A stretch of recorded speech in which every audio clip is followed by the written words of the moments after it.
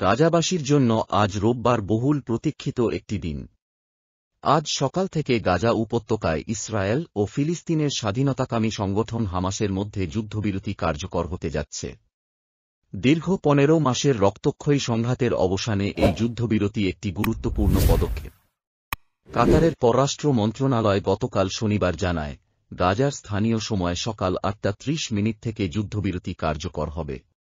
এই প্রক্রিয়ায় কাতার ছাড়াও যুক্তরাষ্ট্র ও মিশর মধ্যস্থতাকারী হিসেবে ভূমিকা রেখেছে। কাতারের পররাষ্ট্র মন্ত্রণালয়ের মুখপাত্র মাজেদ আল-আনসারি বলেন, যুদ্ধবিরতির চুক্তি অনুযায়ী গাজার বাসিন্দাদের সতর্কতা অবলম্বন এবং সরকারি নির্দেশনার জন্য অপেক্ষা করার পরামর্শ দেওয়া হচ্ছে। ইসরায়েলের জোট সরকারের মন্ত্রিসভা গতকাল এই চুক্তি অনুমোদন দেয়।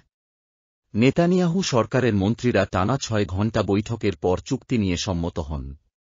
নেতানিয়াহুর দপ্তর জানায়, জিম্মিদের মুক্তির ফ্রেমওয়ার্কের অনুমোদন দেওয়া হয়েছে এবং আজ এটি কার্যকর হবে। ইসরায়েল যুদ্ধবিরতির সুনির্দিষ্ট সময় ঘোষণা করেনি, তবে জানিয়েছে আজ স্থানীয় সময় বেলা ২টার আগে কোনো বন্দী মুক্তি পাবে না।